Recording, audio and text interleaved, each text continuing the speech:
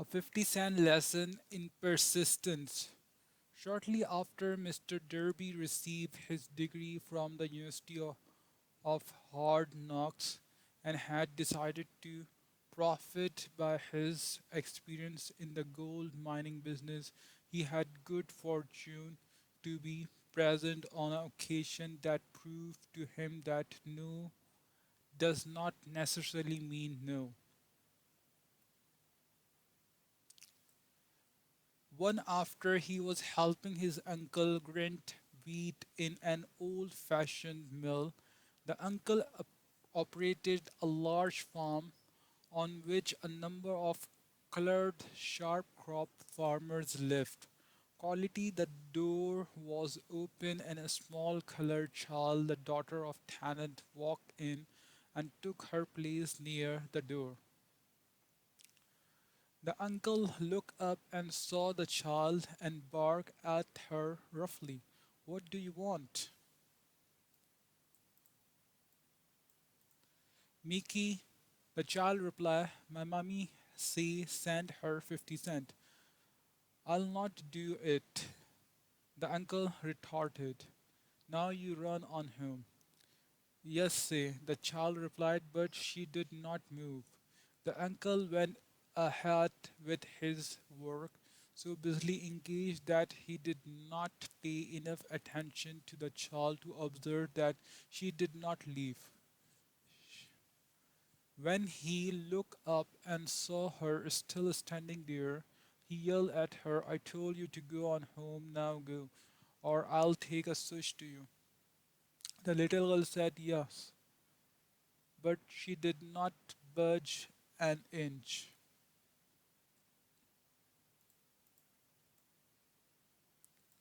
The uncle dropped a sack of grain he was about to pour into the mill hopper, picked up a barrel stave, and start toward the child with the expression on his face that indicated trouble. Darby held his breath. He was certain he was about to witness a murder. He knew his uncle had a fierce temper. He knew that colored children were not supposed to defy white people in the part of the country. When the uncle reached the spot where the child was standing, she quickly stepped forward. One step, looked up into the eye, and screamed at the top of the shrill voice. My mommy gotta have that 50 cent. The uncle stopped, looked at her for a minute, then slowly laid the barrel stave on the floor, put his hand in his pocket, took out half $1, and gave it to her.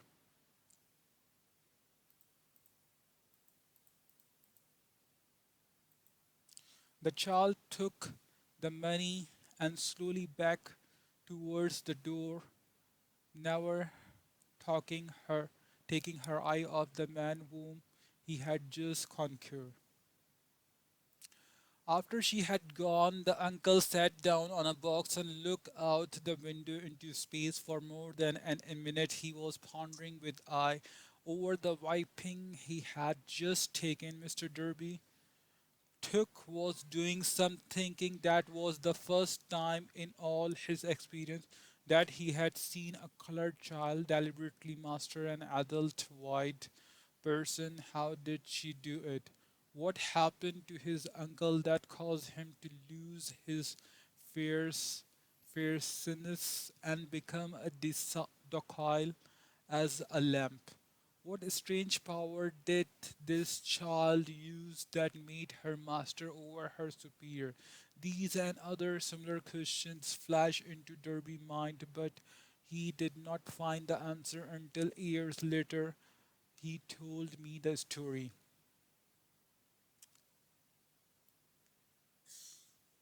Strangely, the story of this unusual experience was told to the author in the old mill on the very spot where the uncle took his wiping. Strangely, I had devoted nearly a quarter of a century to the study of the power which enable an ignorant, illiterate colored child to conquer an intelligent man.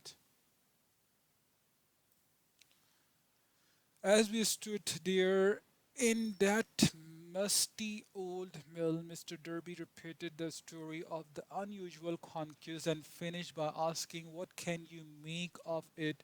What strange power did that child use so completely wipe my uncle?" The answer of his questions will be found in the principle described in this book. The answer is full and complete. It contains detail and instructions sufficient to enable anyone to understand and apply the same force which the little child accidentally stumbled upon. Keep your mind alert, and you will observe exactly what strange power came to the rescue of the child. You will catch a glimpse of this power in the next chapter. Somewhere in the book, you will find an idea that will quick,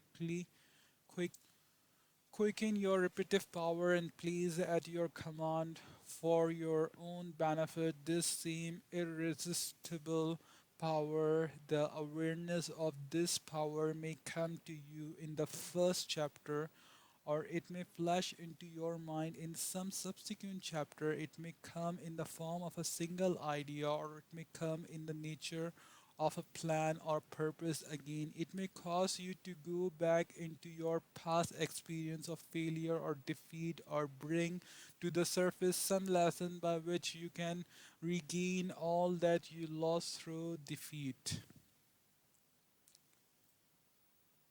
After I had described to Mr. Derby the power unwittingly used by the little colored child, he quickly retracted his 30 years of experience as a life insurance salesman and frankly acknowledged that his success in that field was due.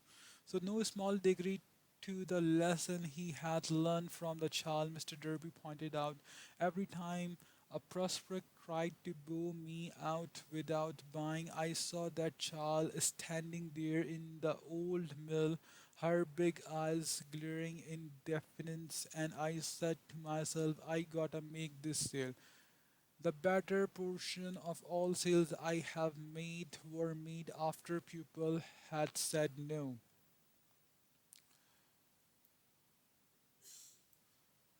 We had recalled to this mistake in having stopped only 3 feet from gold, but he said that experience was a blessing in disguise. It taught me to keen on keeping on, no matter how hard the going may be, a lesson I needed to learn before I could succeed in anything. This story of Mr. Derby and his uncle, the clerk child, and the gold mine doubtless will be read by hundreds of men who make their living by selling life insurance. To all of these, the author wishes to offer the suggestions that Derby owes to these two experience his ability to sell more than $1 million of life insurance year every year. Life is strange and often imponderable. Both the success and the failure have their roots in simple experience. Mr. Derby experience were commonplace and simple enough, yet they held the answer to this destiny in life. Therefore, they were important as life itself. He profited by these two dramatic experiences because he analyzed them and found the lesson they taught. But what of the man who has neither the time nor the inclination of steady failure in search of knowledge that may lead to success? Where and how is he to learn that art of converting defeat into stepping stones to opportunity? In answer of these questions, this book was written. The answer called for a description of 13 principles, but remember, as you read the answer, you may be sticking to the questions which have caused you to ponder over the strangeness of life may be found in your own mind. Through some idea, plan, or purpose which may spring into your mind as you read. One sound idea is all that one needs to achieve success. The principle described in this book contain the best and the most practical of all that is known concerning way and means of creating useful ideas. Before we go any further in your approach to the description of these principles, we believe you are entitled to receive this important suggestion. When riches begin to come, they come so quickly in such great abundance that one wonders where they have been hiding during all those lean years. This is an astounding statement, and all the more so when we take into consideration the popular belief that riches come only to those who work hard and long. When you begin to think and grow rich, you will observe that riches begin with a state of mind with definities of purpose, with little or no hard work. You and every other person ought to be interested in knowing how to acquire the state of mind which will attract riches. I spent 25 years in research analyzing more than 25,000 people because I too wanted to know how wealthy men become that way. Without that research, these books could not have been written. Here, take notice of a very significant truth. The business depression started in 1929, continue on to all-time record of destruction until sometime after President Roosevelt entered office. Then the depression began to fade into nothingness, just as an electrician in an theater rises the light so greatly that darkness is transmitted into light before you realize it. So did the spell of fear in the minds of the people gradually fade away and become fate. Observe very closely as soon as you master the principle of his philosophy and begin to follow the instruction for applying those principles, your financial status will begin to improve and everything you touch will begin to transmute itself into an asset of your benefit. Impossible, not at all. One of the main weaknesses of mankind is the average man's familiarity with the words impossible. He knows all the rules which will not work. He knows all the things which cannot be done. This book was written for those who seek the rules which have made others successful and are willing to stake everything on those rules. A great many years ago, I purchased a fine dictionary. The first thing I did with it was to turn the word impossible and neatly clip it out of the book. That would not be an unwise thing for you to do. Success comes those who become success conscious. Success comes to those who become success conscious. Failure comes to those who indefinitely allow themselves to become failure conscious.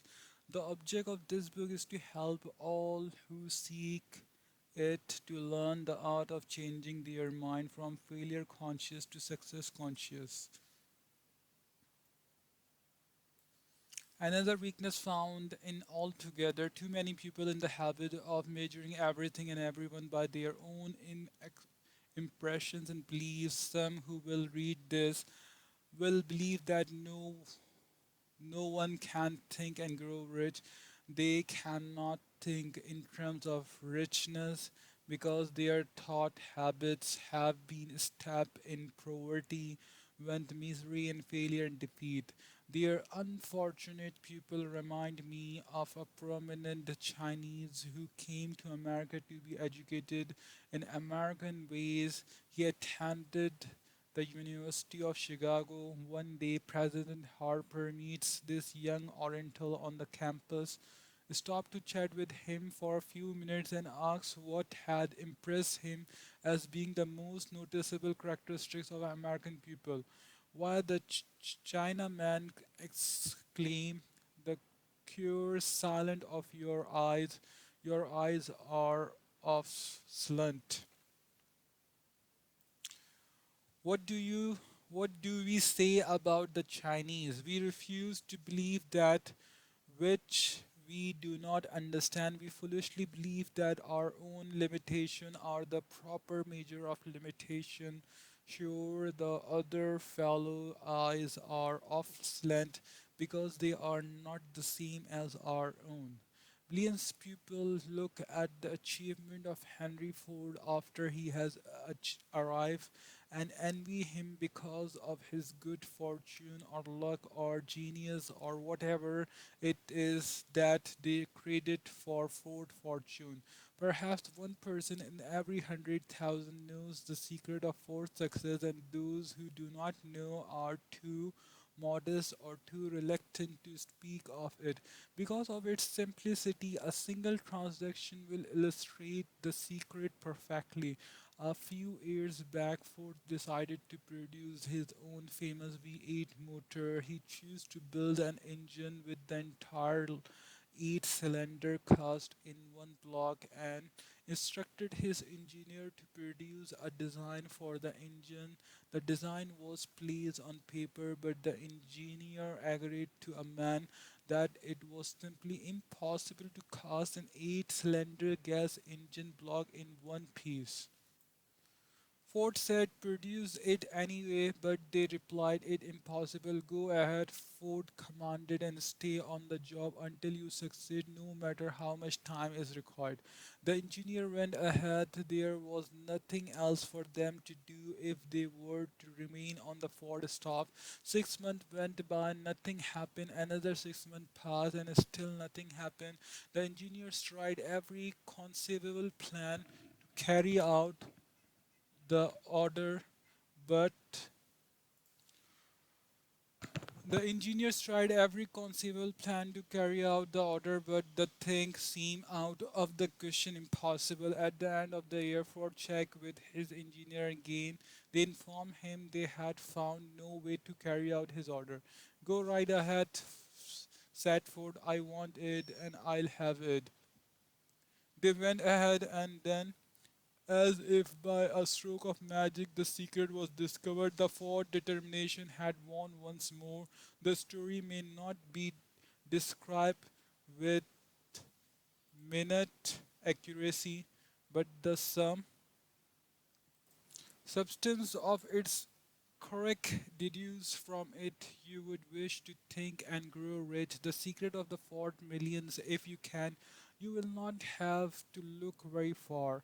Henry Ford is successful because he understands and applies the principle of success. One of these is desire, knowing what one wants. Remember this Ford story as you read and pick out the lines in which the secret of his stupidness achieve have been described. If you can do this, if you can lay your finger on the particular group of principles which made Henry Ford rich, you can equal his achievement in almost any calling for which you are suited. You are the master of your fate, the captain of your soul, because when Henry wrote when Henry wrote the prophetic lines, I am the master of my fate, I am the captain of my soul, he should have informed us that we are the master of our fate, captain of our soul, because we have the power to control our thoughts. He should have told us that the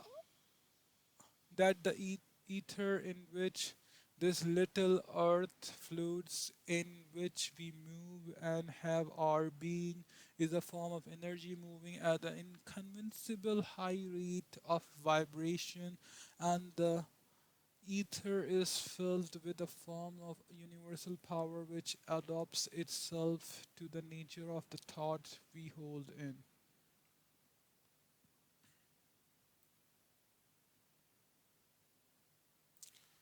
Our minds and influence us in natural way to transmute our thought into the physical equivalent. If the poet had told us of his great truth, we would know why it is that we are the master of our fate and the captain of our soul. He should have told us with great emphasis that this power make no attempt to discriminate between destructive thoughts and constructive thought, that it will be urge us to translate into physical reality thoughts of poverty just as quickly as it will be influence us to act upon thoughts of riches. He should have told us too that our brains become magnetized with the dominating thoughts which we hold in our mind, and by the means with which no man is familiar, these magnets attract to us the force, the pupil, the circumstance of life which harmonize with the nature of our dominating thoughts. He should have told us that before we can accumulate rich in abundance, in great abundance, we must magnetize our mind with intense desire for riches. That we must become money conscious until the desire for money drive us to create definite plans for acquiring it. But being a poet and not a philosopher, Hanley contented himself by stating a great truth in poetic form, leaving these who follow him to interpret the philosophy meaning of his lines. Little by little, the truth has unfolded itself until it now appears certain that the principle described in this book hold the secret of mastery over mastery over our economic fate. We are now ready to examine the first of these principles. Maintain a spirit of open mindedness and remember as you read, they are the invention of no one man. The principles were gathered from the life experience of more than 500 men who actually accumulated riches in huge amount, men who begins in poverty with but little education without influence. The principal work for these men, you can put them to work for your own enduring benefit. You will find it easy, not hard to do. Before you read the next chapter, I want you to know that it convey factual information which might easily change your entire financial destiny at it has no definitely broad change of stupendous proportion to two people described. I want you to know also that the relationship between these two men and myself in such that I could have taken no liberties with the fact even if I had wished to do so. One of them has been my closest personal friend for almost 25 years. The other is my own son. The unusual success of these two men, success which they generously accredited to the principle described in the next chapter, more than justify this principle. Reference as a mean of emphasizes the far flowing power of the principle. Almost 15 years ago, I delivered the commencement address at Salem College, Salem, West Virginia. I emphasized the principle described in the next chapter with so much intensity that one of the member of the graduating class definitely appropriated it and made it a part of his own philosophy, and the young man is now a member of the Congress and an important factor in the present administration. Just before this book went to the publisher, he wrote me a letter in which he so clarified stated his opinion of the principles outlined in the next chapter that I have chosen to publish his letter as an introduction to the chapter. It gives you an idea of the reward to come. My dear Napoleon, my service as a member of a Congress having given me an insight into the problem of man and woman, I am writing to offer a suggestion which may become helpful to a thousands of Worthy people, with apologies, I must state that the suggestion, if acted upon, will mean several years of labor and responsibility for you. But I am in hearted to make the suggestion because I know your great love for rendering useful service. In 1922, you delivered the commencement address at Salem College when I was member of the graduating class. In that class, you planted in my mind an idea which has been responsible for the opportunity I now have to serve the people of my state and will be responsible in a very large measure of whatever success I may have in the future. The suggestion I have in my mind is that you put into a book the sum and substance of the address you delivered in Salem College, and that way give the people of America an opportunity to profit by your many years of experience and association with the men who by their greatness have made America the richest nation on earth. I recall as thought it were yesterday and marvelous description you gave of the method by which Henry Ford, with but little schooling, without a dollar, with no influence, friends, rose to great height. I made up my mind then, even before you had finished your speech, that I would make a place for myself no matter how many difficulties I had to surmount.